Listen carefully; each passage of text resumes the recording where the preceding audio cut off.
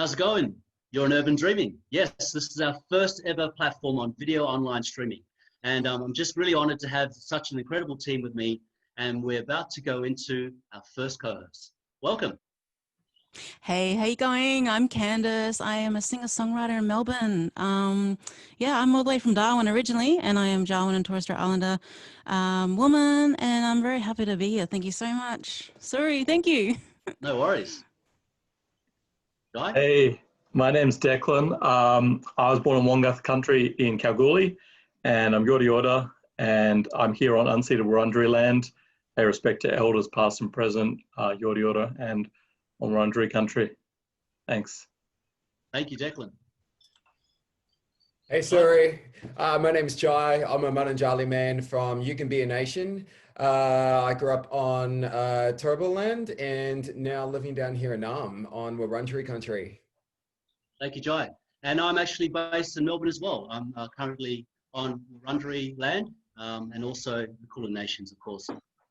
Here is Urban Dreaming, and I've got my Urban Dream team together, which is incredible. And we're going to have some incredible yarns for you today, and specific artists as well as entrepreneurs who are doing some amazing work in the communities. So we're going to cross over right now to one of our very special sister girls. She's been really supportive in regards to our show, and also looking at ways to make sure this show continues, not just nationally, but international, so people can actually get a chance to really see what goes on from First Nations perspectives. I'd really love to introduce this fascinating woman. Before I do, I just want to acknowledge that also she is an incredible artist. She's a performing artist who specializes in theatre, film and television. And she's just got a show currently where she won the Fringe Award, best for the tour-ready show in the Melbourne Fringe show. It was just such an honor to actually work alongside her in this process. And she is now creating such incredible work on audio sound of the theatre show as well, which is awesome. So crossing over right now to Miss Sandy Greenwood. How are you, Sandy? Ginniga gargle. Hello, brother. How are you? We can't see your face. Oh, sorry. Here we go. Some beautiful Yeah, sky. Good to see you at last. Good to see you too. Yam daro ninda niage gu. Good to see you. I've been learning my language. Beautiful. Deadly. Thank you, sis. So I'm a proud Nyikina man, and I've had this show running for the last probably 4 years. We had the opportunity to actually win an award as well for the best cultural and diversity show, and I guess that's just really showing that we have such potential to actually become bigger than just being, I guess, that whole idea of thinking that we can't make a difference, but we actually can individually, and to know that we've got people like yourselves who actually are all coming into a form of collaboration and higher consciousness of this world is just blowing my mind away. So let's get on with Sandy. I want to know more about you, Sandy, in regards to your show. Yes, we've discussed that, but also you've also just recently joined Cultures Life. Tell us more. Yeah, I'll just first say that yam dangari galban, yam gumbangi nyami, yam banjalang dubai. I'm a gumbangi dangari and banjalang woman, and I'm currently living on my ancestral homelands of Gumbaynggirr country, where I am a traditional owner and custodian. And I just wanted to pay my respects to all my elders past and present. And just acknowledge you all. And I'm really honoured to be here and be yarning to you all. I'm an actor, writer, producer, and I've been doing that for 20 years or so. And I also work for Cultures Life, an amazing Aboriginal organisation that backs Aboriginal-led projects. So basically, we support cultural entrepreneurs who are out there on country doing what they do to prevent youth suicide and to help our mob heal through culture and the arts. Yes, I was so honoured to actually do a tour with Cultures Life, and we were working on the youth report after the elders report, and since then we've had the opportunity to I guess express the connection of knowing that we've got to support community, specifically the next generation. Our young fellas are unfortunately committing suicide, and the statistics are so high. You have to look at ways to prevent. And that's what this day specifically is about. We're on World Suicide Prevention Day today. and in alignment to making sure that we are looking out for each other's well-being, in consideration to our connection to country and spirit. It's really important, it's vital, in fact, to make sure that we ask someone if they're okay. It's not too difficult just to ask if they're okay and how they're going. A simple phone call, even. That's right, brother. And, you know, like our kids are the most incarcerated kids in the world, and our men are the most, you know, highest suicide rates in the world. So, yeah, it's something that, you know, we just need to work through it, and we need to come up with solutions. And I strongly believe that you know, we can draw all our strength and all our healing from our culture. It's sustained us since time immemorial. Definitely, definitely. So for those who don't know much about what World Suicide Prevention Day is, basically it's to make sure there's recognition in regards to, you know, people who, from the health organization in general to the World Federation of Mental Health, they hosted Suicide Prevention Day in order to mark the occasion of those whose mental health is affected. Not just on a yearly basis, of course, a daily basis of that. And we need to look at ways to, I guess, try to initiate conversations in order to, you know, not so much, I don't think there's necessarily a point that we can do to a degree that we can prevent, but we can try to find ways to heal in connection to our intergenerational trauma that exists within us. And it's mainly, I guess, a chance to openly discuss about suicide. You know, it's not something to be, I guess, ashamed of knowing that we all may have thoughts, but whether we do something that could cause danger to ourselves and our families, we must consider. And just to know that you can speak openly to someone about this situation or how they're feeling. It's essential that you do open up and allow them to speak from their feelings. Yeah, that's right. Yeah, I mean, even just last night, like I've got a first cousin who, you know, he tried to commit suicide a couple of years ago, but someone found him. And then last night, you know, he called me and he just sounded, I mean, I just had to go into crisis control. Like I had to go and meet with him and like just talk with him for hours, because I don't trust that he's not going to do it again.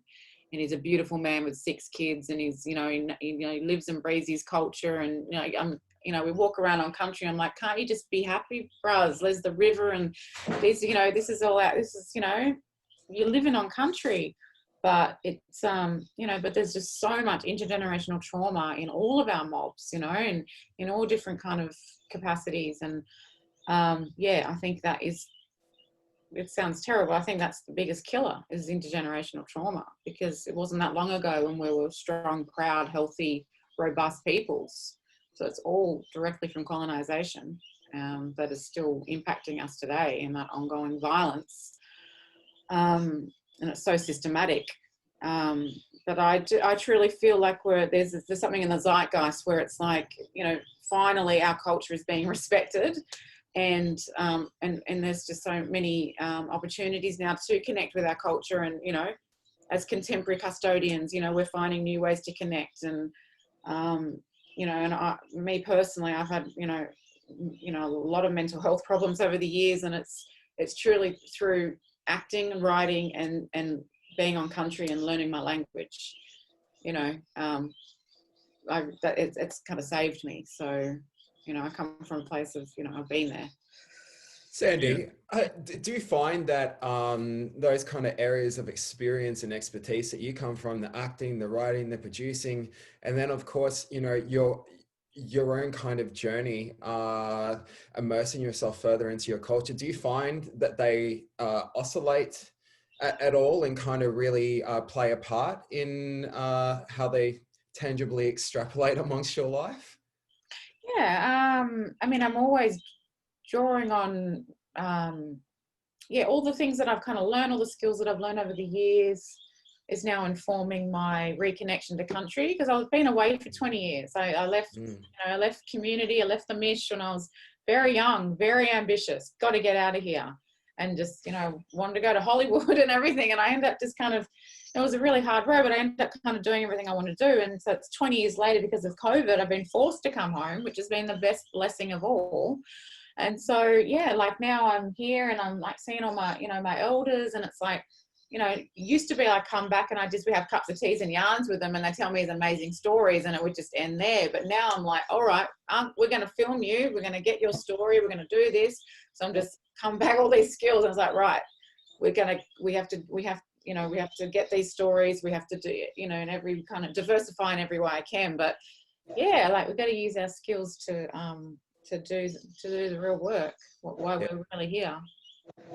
I think a really interesting thing, the mob who were featured in the film 10 Canoes, that was initiated by some of the elders because they said, we want to make a film to preserve our culture. Yeah. And, some people might find it quite ironic, but it's interesting how we can take advantage of the modern day technologies and tools that we have and the skills that are amongst the different people that play a part in our communities and allyship as well. Yeah, right. deadly.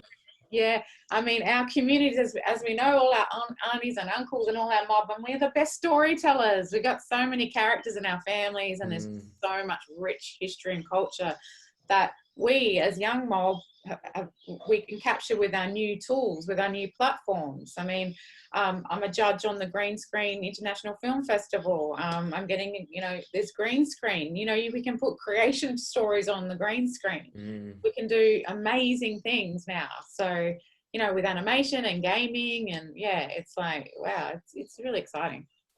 I asked Sandy about new tools and where you see your practice going, and especially the inclusion of language as making it, part of living culture and living history. Yeah, how do you see your practice and the use of things like language and culture within that practice in terms of what you'd like to do in future? Yeah, I feel like it's just all kind of naturally integrating now. So, because I'm learning my language with my family at the language school. And I've got these kind of creation yarns I got from Uncle Roger. These yarns he was told when he was a little tiny fella around the fire back in the 30s and 40s. So we're going to tell those stories, but we're going to tell them in language first. And, so it's just kind of all, I just feel like I'm just meant to be here. The ancestors told me, get home, girl, you got to get home. And now I'm here. And it's just helping facilitate the storytelling. And I'm happy to take a step back and be more of the production side of things.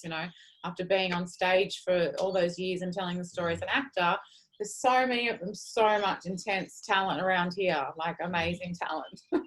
I was like, right, I'm going to cast you. You're going to play this part, grandmother.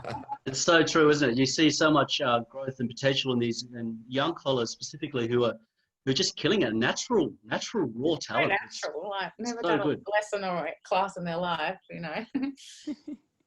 Yeah, I guess I want to go back to what you were saying previously about how, it wasn't so long ago before it got to the point where, what's happened systemically today is still continuing on. And yet it's a lot of stuff that's not being seen as well. But in regards to the connections through storytelling, I find it really essential. Like, it's been, I guess, a part of our cultural legacy, if you can put it that way, knowing that we are meant to be continually telling our stories, to share our yarns, to share our songs and our I guess our strengths in resilience. And I think my real I guess learning sort of connection to country specifically is that we all have this sense of self-drive and determination beyond it all, and this resilience is just a part of that intergenerational trauma, of course, but there's that beauty of seeing the beauty of what we've done to survive and thrive at that. That's right, brother. Well, one of the things that's helped us survive is comedy. I mean, with our sense of humor has helped us survive, literally, and so, yeah, I would like to see more Black comedy, but in all diverse forms, yeah, it's just, and as you say, telling culturally, we had to continue telling, to, sing our songs and what, all that to strengthen our connection to country and to pay our respects to the ancestors and to the animals and to kin and all that. So it's like we can continue with our cultural ways, but obviously, we can, evolve as well. So, we tell these stories in different forms, in different technologies, different platforms, but we're still telling those stories of the strength and resilience of our matriarchs and our mob and our, and our stories, our creation stories. And yeah, so it's I mean, we're so privileged. It was only mum's generation, you know, like I'm not that old. It's mum's generation. She's stolen Jen,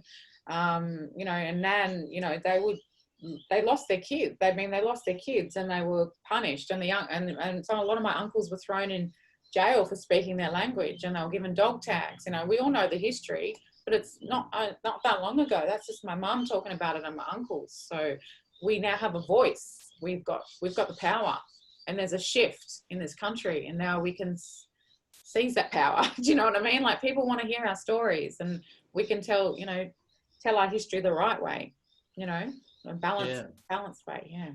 I guess people know that they're starting to understand the fact is the Indigenous knowledge of this country, specifically and in general, the whole world, is the fact that the First Nations have knowledge on sustainability of country and how to make sure that things continue its cycle. So this great power shift, even though there's this degree of what's happening in the Black Lives Matter movement, how much it's really taken its toll on enough is enough. That idea of knowing that we're tired of being getting, I guess, oppressed to the system, and there's ways to also to do it without being vicious and continuing that cycle is by education. And this whole thing about educational integration is what I find really amazing about artists, specifically when they tell their stories, and as an individual, even a collaboration. And a story such as yours, the Matriarch, I feel is a really genuine, I guess, intricate way of looking at how Black women in modern Australia society, specifically those who have fair skin, like yourself, who have struggled through this whole identity, not being seen as what you actually are. Yeah, let us know more about that, sort of what you've been trying to interpret in the show. Yeah, well, Matriarch is about 4 generations of Gumbaynggirr women, about my mother, my grandmother, my great-grandmother and myself. And I just was very compelled to tell their stories, because we know, as you know, we know in our families we have these amazing, strong, resilient, graceful, amazing, beautiful matriarchs. But they never got, you know, they were the lowest of the low in society. They never got a voice. Like, a lot of my mum's sisters should have been on the cover of Vogue. They were so beautiful. But instead they were, you know, they became alcoholics and they went to the orphanage and stuff, you know what I mean? So that's why I lost my train of thought, because I got a bit upset about that. But yeah, no, the play is about, you know, and being a character actor, I was able to kind of become Nan and Gran, and I just wanted to show little snippets of their life to show the audience just that they were like, you know, like they were a lot of Australia just hears the one narrative, but they don't really know who we are as black fellas. They don't know what our matriarchs were like. Like, yeah, they struggled and everything, but they were funny as hell. My grandmother had 14 kids. She still managed to look amazing and be the life of the party, and like, you know, like do all the washing down the river, and just like, and so funny, and just, you know, and able to get back up after all 14 were taken, and still have, you know, not hate white people. Like, her friends were still like the white nuns, you know, just these little stories. And, you know, and I think through telling them, you know, because I didn't know my Gran. I had to make Gran up in my head just from the stories I was told. But now I feel like I really know her, because I was her on stage, and I would channel her. Like, she was there. Like, after every show, people were like, she was there, your matriarchs, we could feel them. So, you know, it's quite a spiritual thing, I think, like theatre. It's like modern day ceremony, and I think we're able to really channel our ancestors through our art and storytelling and our music. Like, we feel them, they're there. And it's just creating that space so non-Indigenous people can feel it. And so, you know, I had a lot of people from all walks of life to come to my show, and they were like, I get it on the heart now. Like I, you know, and it's like been a year and people still message me going, I still can't stop thinking about your matriarch stories and how it's completely changed my perception of, you know, First Nations people, and like, yeah, how amazingly resilient we are. Just, you know. Yeah, you're truly amazing, Sandy. Like, I came to Melbourne just 2 years ago, and I'd seen you act, and I've seen you tell your story, and yeah, it's just really beautiful. I just wanted to just throw that in there. Thank you. And I just want to say mutual back to you, sis. I'm so in awe of you and your voice. We've had some great times together, me and you. Yeah, we'll definitely be having a chance to really talk one-on-one with Candice about her work as well, what she's doing currently, and also what she's been, I guess, in regards to the industry, killing it, I believe. And I've actually got the chance to work with her as well, and just seeing how their growth, it's just all you, actually. I'm really impressed with everyone, their growth from where you've started to where you are now. It's incredible. We're going to start off just quickly. We're going to have a quick break. We're going to go into a little campaign just to show you a video in reference to World Suicide Prevention Day. I usually catch up with my friends in person, and it's much easier to pick up on well-being cues when you're actually there with them. But now with COVID, obviously we can't. So with iYarn, I can check in with my friends, see how they're really doing, and iYarn gives me a quick visual snapshot of how my loved ones are actually doing, so I can stay more connected with them even through COVID times. The uniqueness of iYarn is that it creates a safe space to be able to check in on the areas of your life or work that matter most. So if you can initiate an iYarn with your friends, family, peers, it's going to help you be a better friend. In a time like this, when mental health is so important, being able to check in on your mates, that's something extremely close to my heart. So iYarn makes life easier. With Are You OK Day, it's crucial for you to be vulnerable with your mates, and iYarn helps you do that. The app is free and it's easy to download from the App Store. Right now, there's a free check-in online to help you get started. I guess what I want to do is just mention briefly that it is World Suicide Prevention Day today, and we have to acknowledge this and make sure and pay respect to those, of course, who unfortunately did take their lives and wasn't feeling like they could move on entirely, completely by themselves. And that's something we need to encourage in order for people to make sure they can move forward with strength in themselves, and to support that as much as possible. Suicide is not a joke, guys. We need to make sure we really try to see the signs, particularly in those who go from, I guess, one extreme to the next in their feelings or their emotions. Just touching on that, because I feel the connection in regards to what Sandy's doing with Cultures Life is vital for our communities, specifically for our Indigenous communities, for those who don't have particular service providers or outlets, and particular families and support as well. So what's currently happening with Cultures Life at the moment, Sandy? So we support quite a few different diverse projects all over Australia. So we support cultural entrepreneurs on the ground, and our particular focus is youth-led projects. So we really we support young people's voices, and the work that they do, So, but we haven't had too many projects that focus on LGBTQIA peoples, and we're just always open to supporting projects that are culturally mobilizing communities and healing our mob. I say, Sandy, I feel like there's a really beautiful connection there between generations in terms of the younger generations and the matriarchs that you've spoken of in your family. And I wondered, because you mentioned Vogue, if you knew or were aware about in August, so last month, the Vogue cover and the feature story on young Aboriginal women in the community. You're aware of it? I did, yes. I mean, I've got goosebumps thinking about it. I mean, how beautiful were those shots of our Black women on Vogue. And I was like, yes, that makes sense. That's what you want to see on Vogue. So rich with culture and depth and character, and it's so real. Well, yeah, exactly. Just magical. So I did, and I was so happy, and that's, it makes me happy, because I just talked about my auntie before, and it's like we are healing through the generations, and that healing, I feel like that can go, spirit ways as well. It heals on the ancestral level as well. It's like when our beautiful Black women are honoured, that I think that's intergenerational. Kind of an intergenerational healing as opposed to a trauma. Yeah. I was wondering if there were any, you talked about comedy, if there are stories in your family that bring you joy or comedy, or a sense of, things that will always make you laugh or smile when you think about them.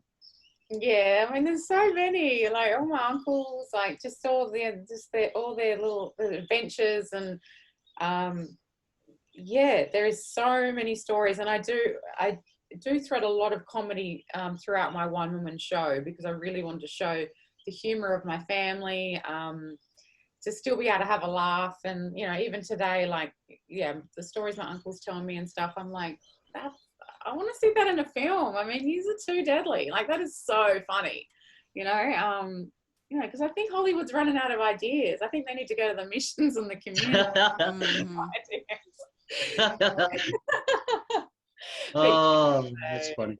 Yeah, comedy gets me through. And I studied comedy in LA, and I really focused on, I really want to write an Indigenous comedy series, television series, and sketch comedy. I think that's a really exciting area. Look, you got a room full of creatives here, so I'm sure we can all somehow we can just do it all together. Do it all together, for sure.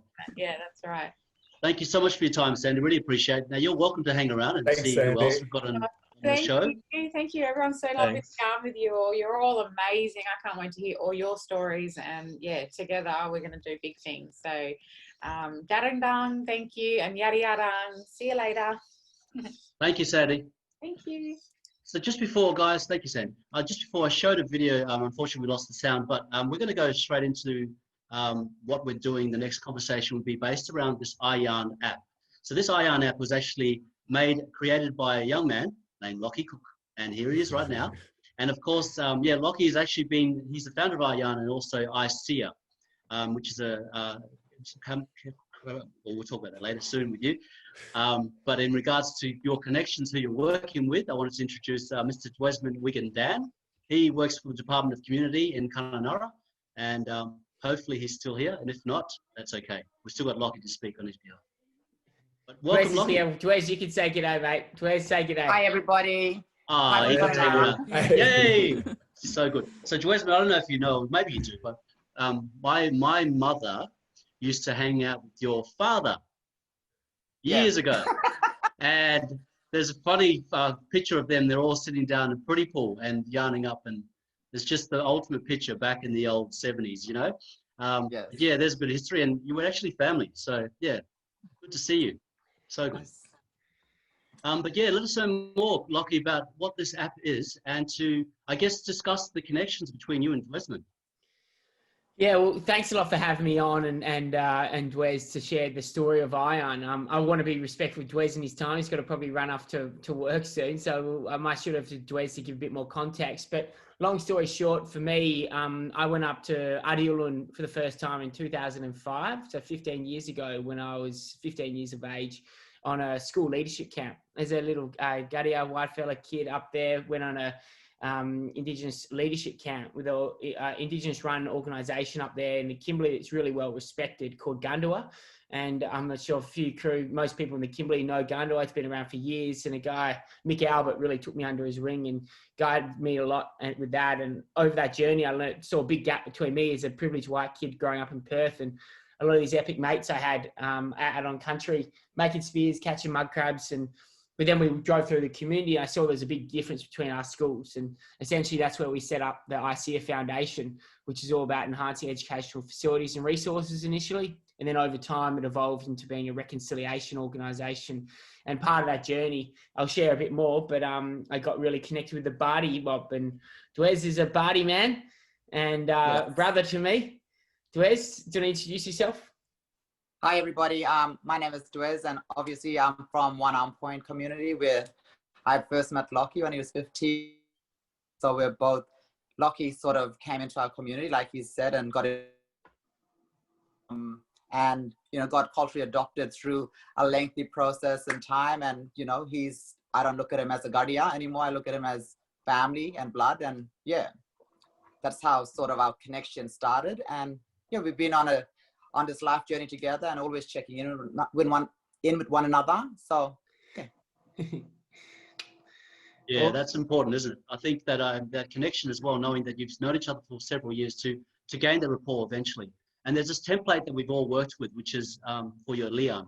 So it's connection to spirit, country, and to yourself, or I guess your spiritual connection to others and certain places. And this template you've actually discussed with iYarn as well was sort of like an inspiration for you, wasn't it? Yeah, man. So it's way back when I kind of got that name, Binjali, passed to me by the matriarch of the Ejai family, Bessie Ejai, back that would have been probably 2010, 2011. All of a sudden, that was a real, when I started going deep into learning more about Bardi culture. And one of the big words was learning about Liyan. And obviously there's so much more that not being initiated that I don't know about Bardi culture, but learning about that Liyan is a real powerful way for me to bridge that gap between, this upbringing I hadn't had within Bardi culture. And, a big one, speaking to many, Trevor Sampi, Kevin George, and then Nolan Hunter, and a bunch of other crew in town, or Kevin Ejai, about this word, Liyan, I started understanding it more. And then, people used to start, oh, Binjali, Gurna Liyan, how's your Liyan? And essentially, as a typical kind of Westerner growing up in the city, people go, oh, how you going? And you go, yeah, I'm good. I've got to go now. Catch ya. And it wasn't until my mum, my adopted mum, Donna Ejai now, she goes, oh, and she growled at me. She growled at me and goes, Lockie, if anyone asks you, how's your Liyan? It's, you got to be honest with them that moment, because this is a safe space. They love you enough to ask that. They care for you. And this is a safe space to do that. So, share what's going on. Do you have a heavy Liyan or a light Liyan? And in that moment, I realized, wow, how, it's really, if I'm not truly willing to be open and honest in that moment, it's disrespecting my family, my culture, the community that's embraced me with open arms. If I'm not truly respecting that word and sharing how I'm going, do I have a heavy Liyan or a light Liyan? And that's kind of, I was like, wow, how powerful would it be to create something with that similar concept of one word that can be a hook to creating a safe space. And not you ripping off the Liyan word or anything like that. It's creating this new word called iYarn. Let's have a yarn. Let's have an iYarn yarn. And so then it's like for a lot of everyone, young Australians, all backgrounds, to come together and maybe have an iYarn yarn, which kind of shows, how they're going. Yeah, it's integral, isn't it? It's so important that we make sure we are touching on base and how we're feeling. I think, Dwesmond, for you to know that you actually got a chance to collaborate with such an incredible entrepreneur, I think, knowing yourself too, because that's what you do. I've known you for a few years, and how you really try to make sure that mob are looked after, specifically from, a community perspective and representation. You also identify as LGBTI. And I guess that whole idea of knowing that there's this empowerment of what you're doing in communities. But how does it feel connecting with, I guess, something of the idea of iYarn connection to Liyan, like in regards to your protocol connection? What did you have to do in the process of creating this? I think Lockie touched on it quite a bit. I think for me it was marrying. They actually married together quite well, and in the context of the fact that we as Aboriginal people, we evolve over time, and I think our cultures cannot remain stagnant. They need to evolve with the people. And I feel, we have that founding, word, which is Liyan, which actually describes our moral and emotional compass up here. But iYarn is actually a platform I see that young people can engage quite well in regards to having deep and meaningful conversations about their life and what's actually impacting them right then and there. I think you touched on it, and you said, it's not about prevention, it's about healing. So I look at this tool as a medium and as a tool to heal and to have those conversations that normally we wouldn't get to have. You coming from the Kimberley area as well as me, it's always been like, what now? And what now is almost like a dead conversation. It's like, oh, so what are you doing? Kind of thing, and it just ends there. And I feel like with iYarn, the platform, it's technology that we can use to actually ask each other and really prioritize what's meaningful to me as Dwes right now. I have that tool that I can then share with somebody like Lockie. Lockie and I were quite blessed last night. We actually had an iYarn catch up. So I, scaled from 1 to 10, what was, the top 10 things that was important to me. And on that, scale of 1 to 10, where was I at that point in time right then and there?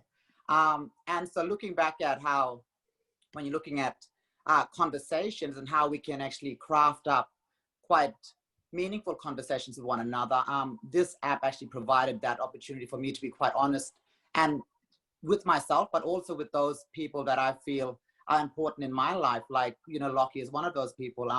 So we were actually able to have that conversations that normally we probably wouldn't get to have if I was just to check in and say, hey, what's up?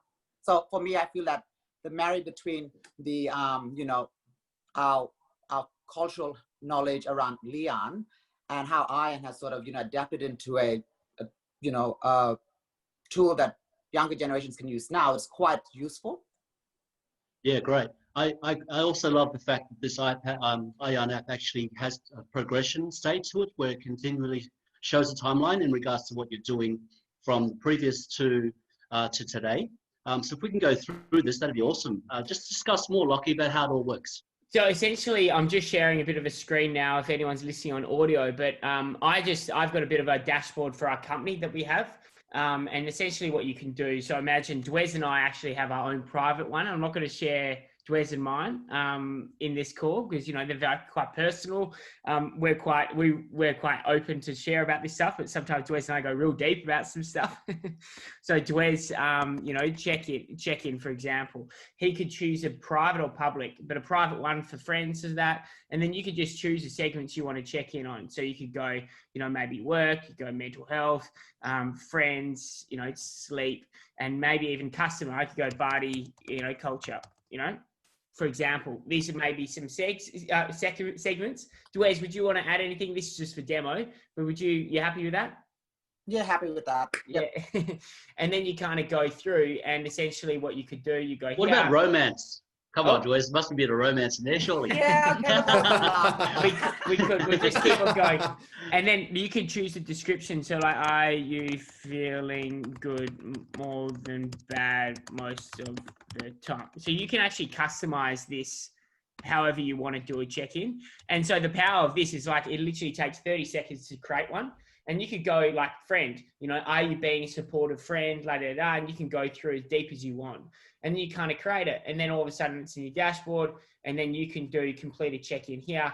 And then you can choose where are you at with body culture, you like connecting with culture. You could have here, am I connecting with my elders, with my family and friends, you know, on a regular ongoing basis. And you're going like, not very much recently, a little bit, but not heaps. But then up here would be like, awesome. So you go through and you give yourself a bit of a score. I'm just making a bit of bogus data right now. Maybe Dwes is probably not sleeping. Mardi Gras was last weekend, probably not sleeping so much. Work is probably low because of Mardi Gras, but then friends are really high because I was at Mardi Gras. No, I'm kidding. So then we got all these different things. And then also Dwes could go, oh, you know, I was at Mardi Gras, you know, grass last, you know, weekend in KNX, whatever. And then we're talking about not going personal. Now you've just gone all personal again. Yeah. I know. Sorry, mate. No, all good. So yeah, so you can use it a bit of a journal and then complete. And then all of a sudden I go, oh, you know, Dwes will share this yarn with me over phone. You can literally save it as a JPEG and do it that way and send it to him WhatsApp or whatever. And then I can see this. And they go, oh, champ, oh, it's good. These friends are good, body culture, mental health. That's all sweet. But then actually, oh, that's interesting. That's low and that's a bit low and that. Okay, interesting. And then maybe, you know, we can have more of a yarn about that. So I know when I get on the phone with Dwes, I can see kind of where he's at. He's giving himself an average of the areas of life of 5.7. But then imagine, you know, all of a sudden a week's time, Dwes and I have another call and all of a sudden he's had a restful weekend and all of a sudden everything's up here. And he's actually going champ. And then so I can actually see that everything's kind of gone up in the last, since from first check-in to the next one. And then this can help me be a better friend to Dwes and vice versa. And the big thing with this is around being vulnerable with each other. You know, it's not about, oh, look at me, I'm an 8 for everything. Oh, I'm so good, I'm so great. It's actually, you know, being really thinking deep to yourself. And, you know, is this truly, like sometimes when people do a 7, we kind of say 7's a bit of an in-between number. Would it be an 8 or would it more likely be a 6? Because a lot of people, when they're cruising through, they'll give themselves a 7. It's not that amazing, but it's not also that bad. So you may actually want to go deeper in that conversation with the mate. So yeah, that's kind of how it can be used in a real practical sense and do that. And right here, it's just really interesting. We've got this report. This is the Are You OK public check-in that we've created. So this has been completed by a bunch of people. And this is the average of everyone who's done a check-in. So in the show notes, they can click on this and complete the Are You OK iYarn check-in. And it's all de-identified and anonymous, but it's a quick way that you can do a quick assessment with where you're going with, you know, some areas of life that you could do. If you don't know where to start, this is a cool way to start to do a check-in with yourself. Such an incredible platform in regards to specifically those individuals who who are struggling to speak for themselves. And this gives them more of a visual context of where they're coming from, and it allows people to understand how they are, I guess. Not completely, but it gives something to offer. And that's what I really love about this. And I really do. And, you know, it's been amazing going back to the connection with me and the Bardi mob. It's like, you know, my life is so enriched from connecting to country. You know, my you know, ancestors have been, you know, farming on this country for 6 generations. And, but this connection I have with country through Bardi mob has been such a life enricher for me. You know, it's interesting just sharing the experience. You know, I got a bit upset before. And I think it's also Siri to mention, like, you know, some of these stories can actually trigger some people to actually acknowledge that these, you know, helplines that people can call, Lifeline and things like that. You know, Dwes and I in community, as I know everyone has, you know, we've had these devastating experiences in community with young people who, you know, think that suicide is the only option. And that's where we had in the community a few years ago, and I felt so helpless. And these kids I've seen, I've grown up with them for 10 years, and then that was the path I felt they could take. You know, and I wanted to be, how do I connect and try to offer something that can, you know, maybe save a life? If, you know, because I was finding a lot when I'm living on the other side of the country and I go, oh, how are you going? People go, yeah, I'm okay. I'm good. And then that's it. But if I can send them something and say, hey, be honest with me, share with where you're at, scroll it from 0 to 10, then that truly kind of can show me with how they're going, and then I can be better informed to have more of a proper yarn and conversation with them to truly be there for the people I love. Definitely. For those who feel like sometimes it gets heavy, it gets hard, know there is someone out there always for you, and there is a number you can call on Lifeline, which is 131114. That's 131114. They will always keep everything confidential and know that they've got you. But yeah, thank you so much for the insight into the iYarn. Dwesmond, I know you have to head off soon, but I guess just in regards to what you're doing now in your community, and how, and has this app actually been helping a lot of mob with, I guess, what you're working on? I think for myself, well, in regards to my work, I think we've done, you know, there's so much more we can do, but there's, you know, I think just education around what's available to community is probably the best way to start. And I feel, you know, we've gone down this road, Lockie and I, in regards to how best we test this to really contextualize the tool to our community, utilize something like this. It's been a long road and we're getting there. And I feel, you know, once we actually have that direct involvement with a lot of, you know, people downloading this app and actually putting it on their phone and using it, I feel the tool is only as good as the people that use it. So I feel the more we actually promote something like this, is actually the way we can actually generate some kind of sense of how important it is, but also how useful it is actually to support young people that might be dealing with issues, and also around communicating that in a not judgmental way, that's not intimidating because you're not sitting in a counseling room. This is something that it's up to you to be honest with yourself and those that you feel most connected and safe with, that you can have that conversation. So I feel that, you know, we're down that road already, and it's how do we sort of promote something like this as a tool that can be used. Thank you, Dwesmond. Unfortunately, we had a bit of reception issues, and we did get the gist of what you're saying mostly. I think, you know, with everything that's happening specifically for mob, you know, it's slowly but surely, I think we're getting more awareness in regards to how we can look after one another, and using extra things as such as the app has just given us that extra bit of, you know, I guess, strengths in what we can do for mob.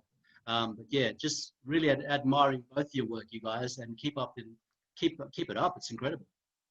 Thank you. So feel free to hang around if you like. Lockie, in regards to, we've got our next guest coming up, and she's an incredible musician. She's a performer with Merindas, her as well as Christelle, and she's actually, we've got the honor of speaking to her as well as not only about what she does, but also her being on board Urban Dreaming as one of our co-hosts. Incredible person of the arts in regards to, I've known her for many years, and just seeing her development And right now we have with us Candice. Once again, how are you, Candice? Hey, how you going?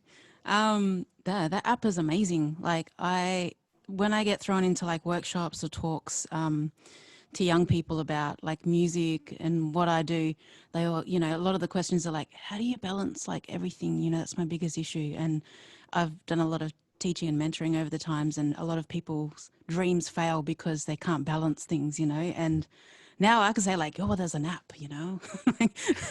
I'm really interested in looking at that now because I'm into that sort of stuff. And like, okay, because sometimes I just throw myself into my work and it can get too much, and I can get really unhealthy at sometimes, and I can drive myself to where I'm just sick. And yeah, that would, yeah, if I could do something like that and take note of like what I'm doing, it's good. But I'll talk about everything that I'm doing. Yeah, anyway, thanks for having me, Suri. This is amazing. I started out, I guess, when I was 16 in music, and I studied at a place called Ab Music.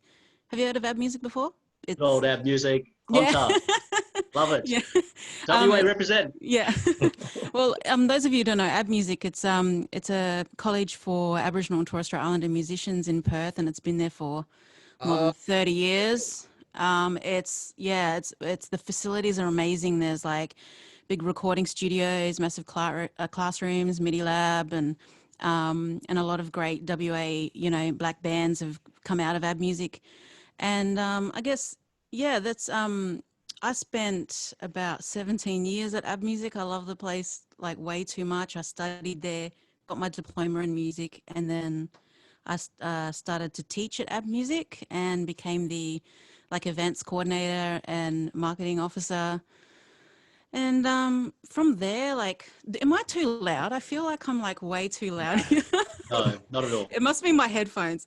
But yeah, I just a lot of opportunity, I guess, working in the community there and through Ab Music. I got to tour a lot in bands and was a part of a lot of projects and the foundation and the development of some of the cool like festivals there in the community.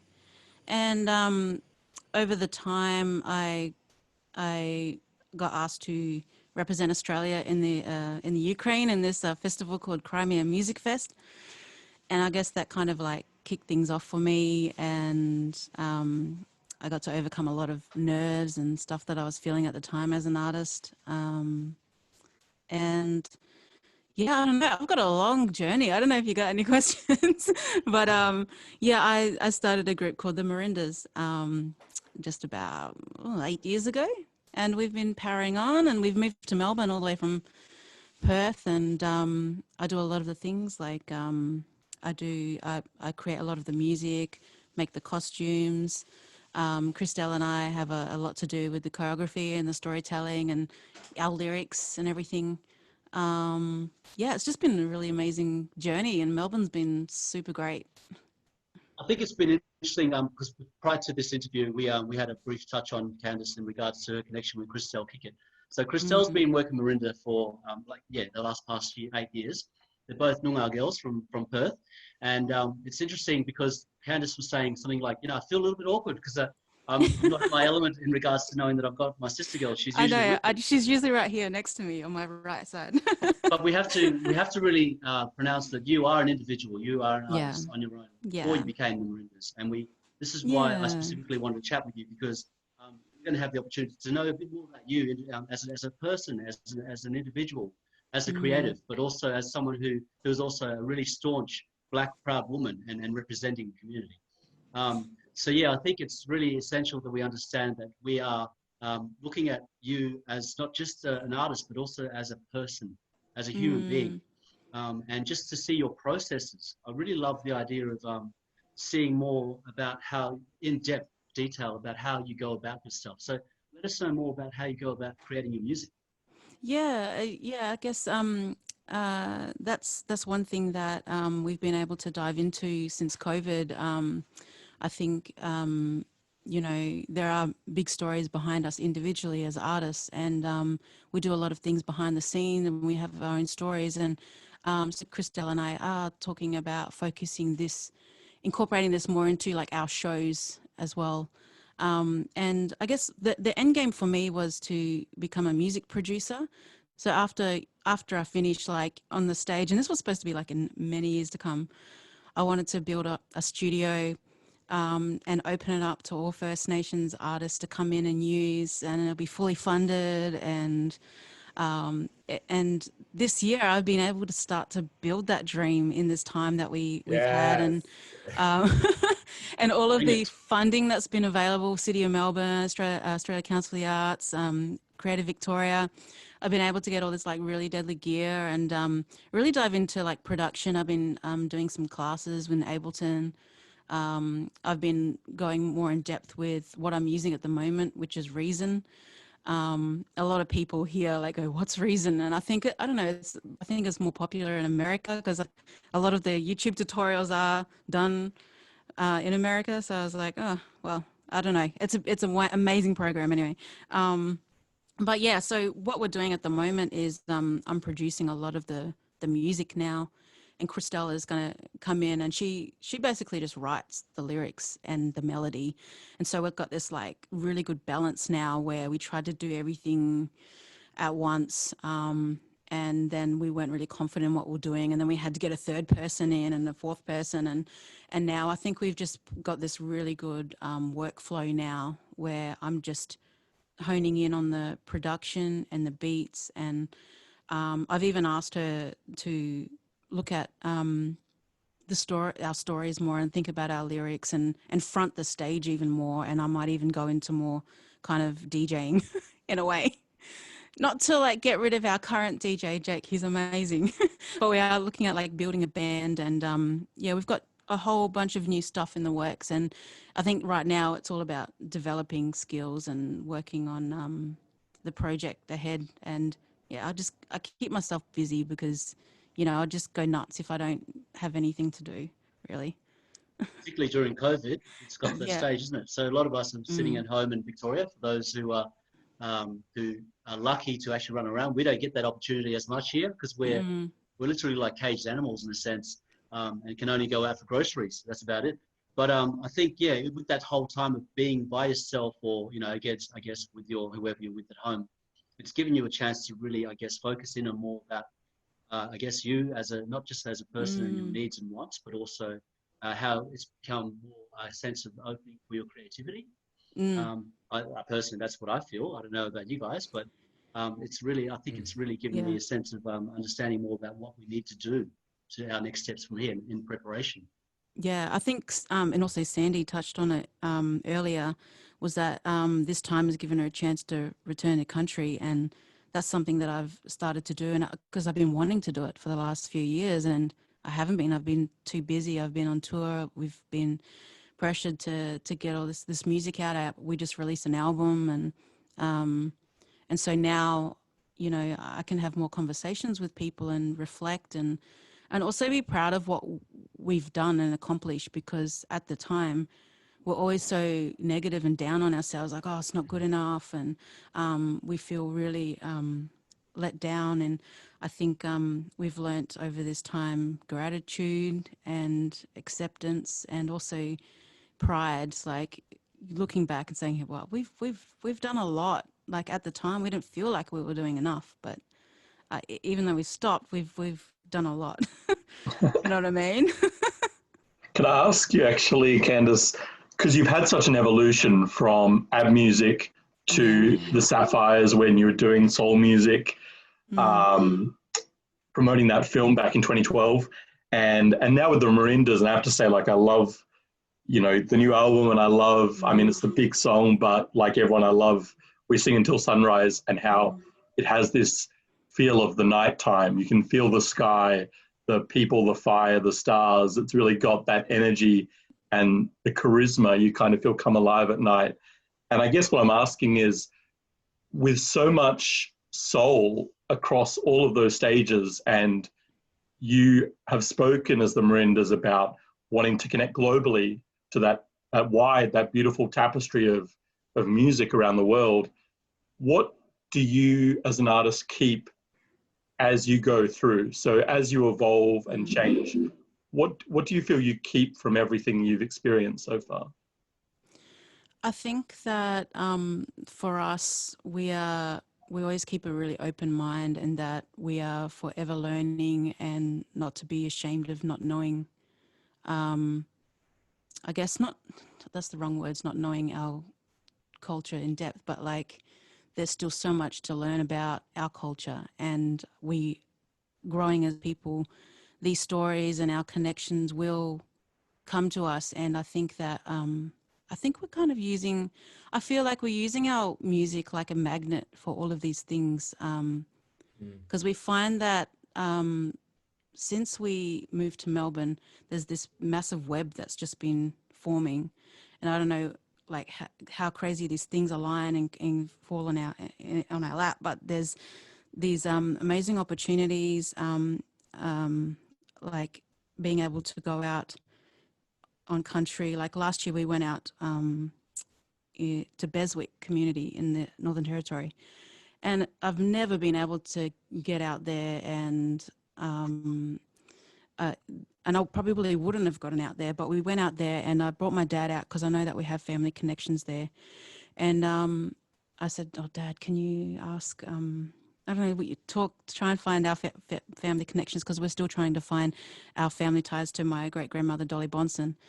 And we found some family out there, and some connections for me to go out to next time we're out there to connect with some of the aunties. And so it's just kind of like this organic journey. And then also I'm working with Mission Songs Project with Jessie Lloyd, and we're traveling, and we've got plans to go out to Torres Straits, and I've got family ties out there as well.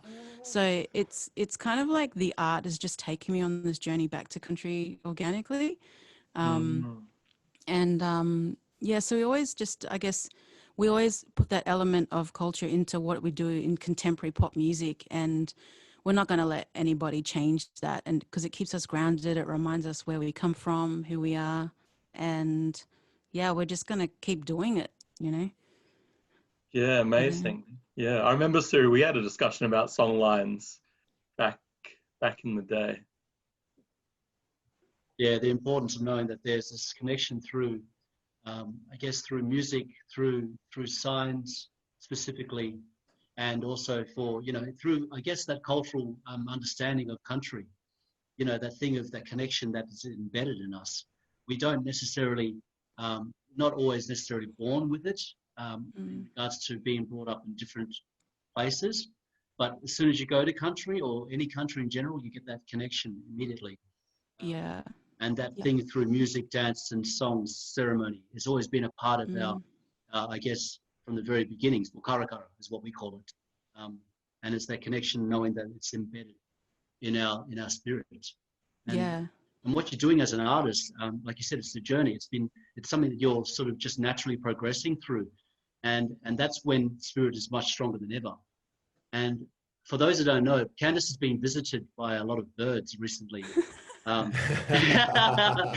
So many birds, and specific birds at that. And these birds, I believe, are, I guess, another form of symbolism in regards to connections to the ancestors looking above and looking and standing by your side as well. Yeah. And that's what I was trying to get at, I guess, isn't that knowing the spiritual connection to, it's beyond our capacity of understanding. I'll tell you a bizarre quick story. So this is like an example. I'm working on these Torres Strait Islander project with Jessie Lloyd. He's my sister-in-law. My husband is Brian Lloyd. He's a rapper. And she's been getting me to look into my family tree, because we've got this project coming up. And I found that on my family tree, my fourth great-grandmother is a Yawuru woman from Roebuck Bay.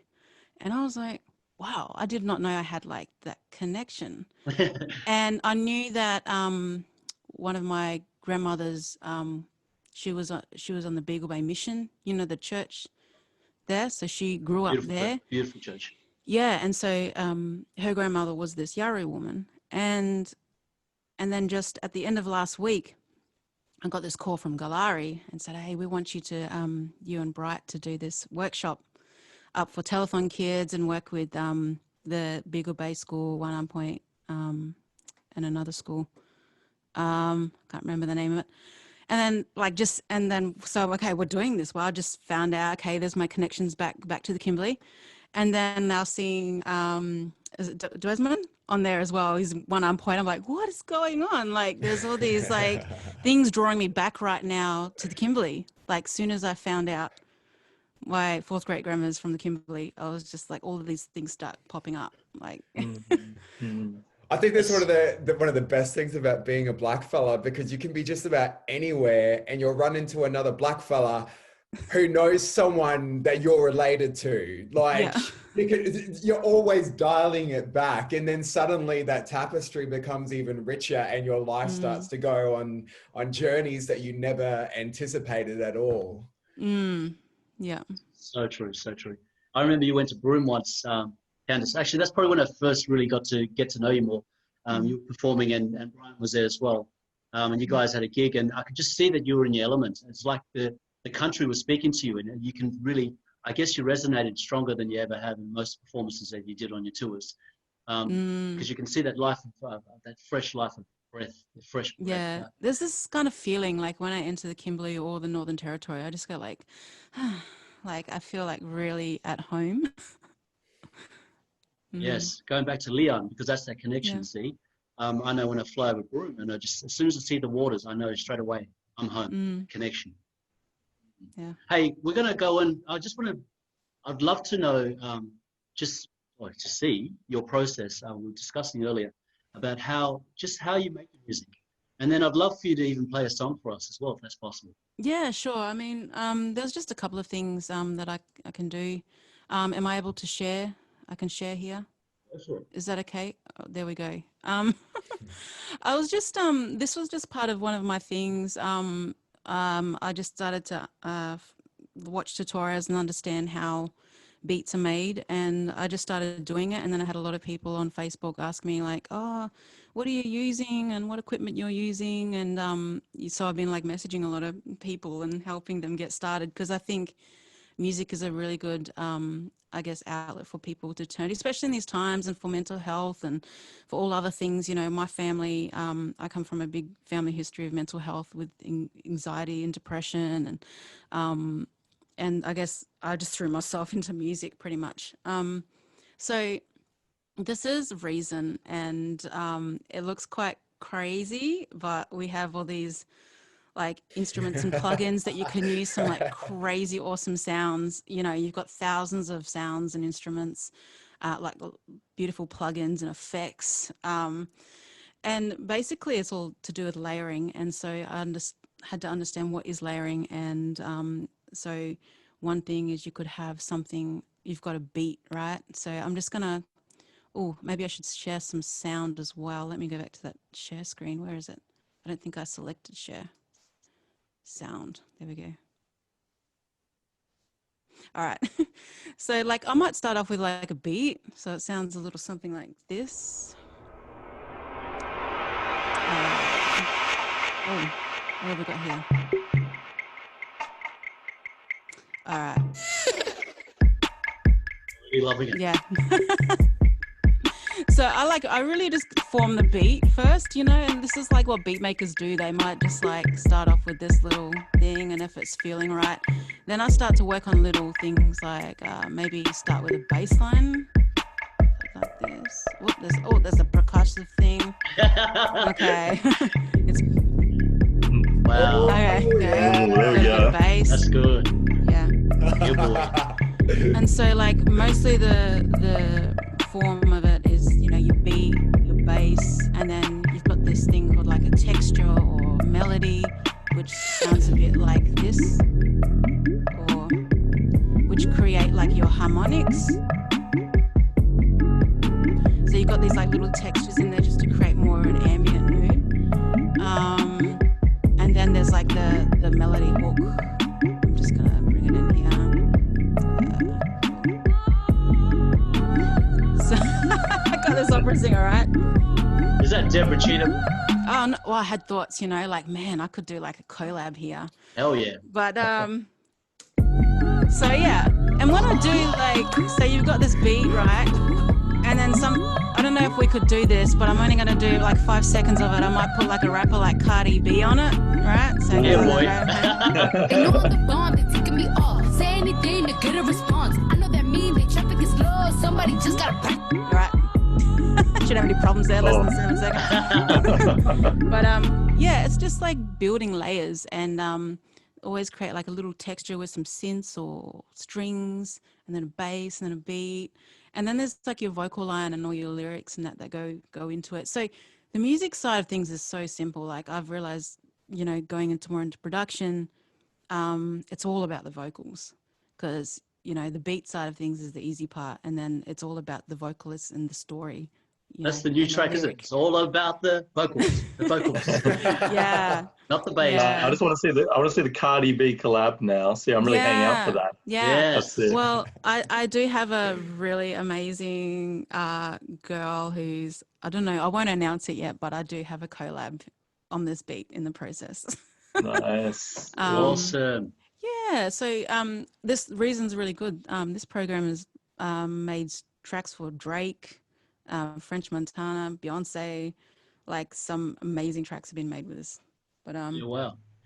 yeah, So good, and so good. I'm just those who are really interested, just follow my Instagram and Facebook because I'm going to do some more live streaming on like how I make the beats more in depth and yeah, provide help and because I want to get people to set up, you know, their own home studios as well because it's what it's all about. We have these conversations with artists about having their own creative spaces, and I think now we can do that in these times.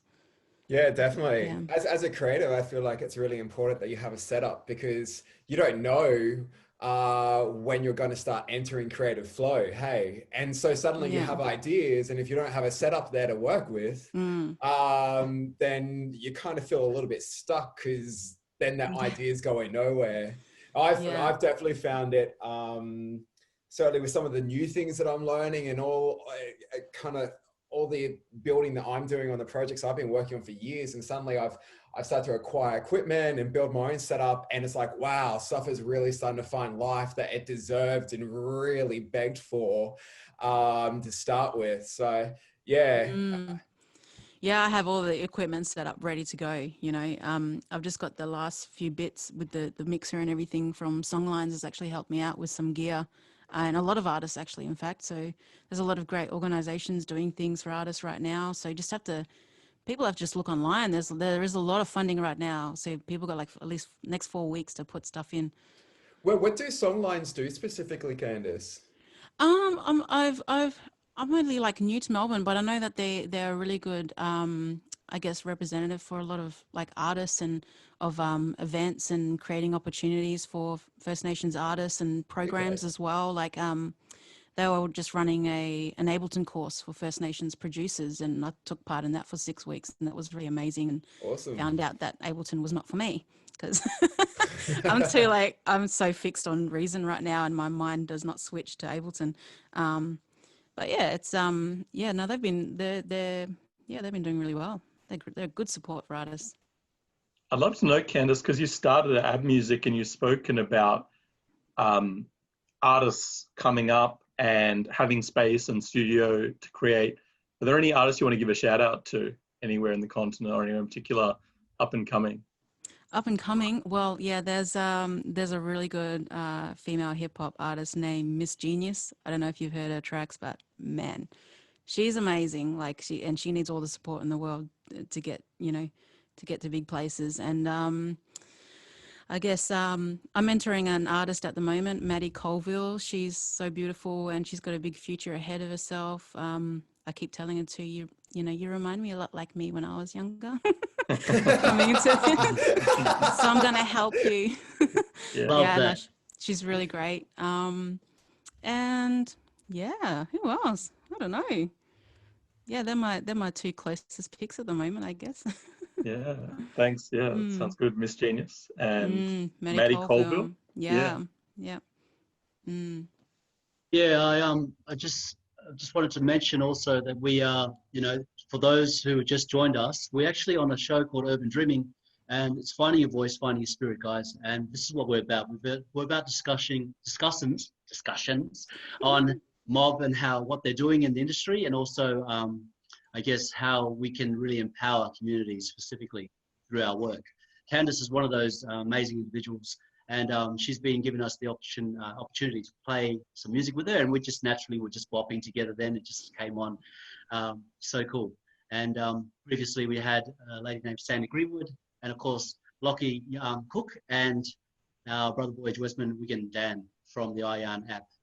But yeah, Candice, with the music, I actually want to hear more. Can you maybe play a track for us as an actual voice? How much time we got? We've got a little bit of time left. It's all good. So Okay, all right. Well, I guess I'm just going to play like an old favorite because I guess this is like when I pick up the guitar, people go, play that Mother song. So this is a song that was on my first album as a solo artist. And me and my mum, we went, you know, I seen my mum go through a lot of, I guess, hardship in that. And growing up, you know, she would eat Wheat Bix every day. So, you know, so I can eat. And we drove down from Darwin to Perth to try and make a new life. And she was nursing at the time. And she went through, you know, a lot of relationships. And then she finally settled down with this lovely man, and then my sister came along, but now, you know, then that didn't happen, so they've split, and so she's back on her own and finding herself. So she's like a really good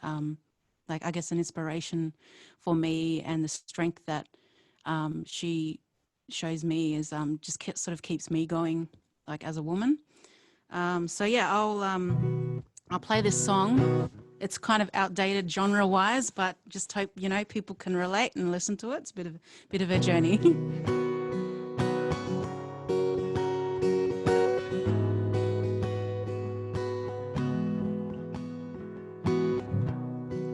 When I was inside of you, you sang to me. When I was still a seed, you spoke to me. Everything you did, everything you said, imprinted on my soul. You're the best in my life, you're the best in my father's wife.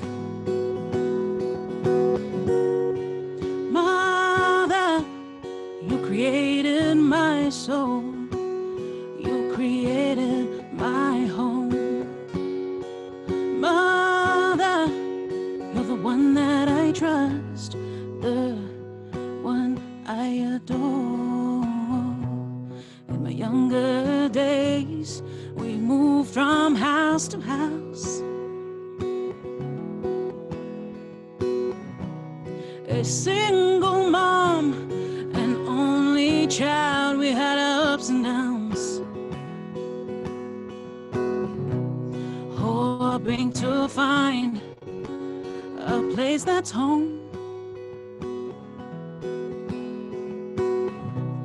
Create a family so we wouldn't be on our own. Mother, you ease my soul. Created my home. Mother, you're the one that I trust, the one I adore. In 1995, beautiful brown skin was born from your flesh and blood. To accompany me, my sister is also loved. 14 long years, a lover that came away. It was the year 2000, he proposed at a Royal Street Cafe. Mother, you ease our soul, you created our home. You're the one that we trust, the one we adore. Mother, you protect our souls, you created our home. Mother, you're the one that we trust, the one we adore. Oh,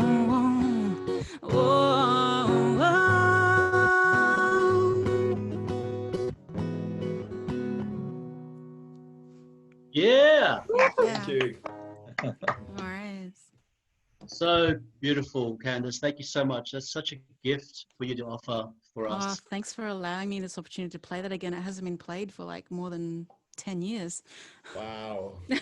Yeah, I was back in '95. It was a vibe. Yeah, brought us back. I think that's the power of music, isn't it? How it can just completely take you back somewhere, with respect to your memories or your past, you know, or even just your experiences in general. That literally just took me to my mother. You know, some of us are still lucky to have our mothers.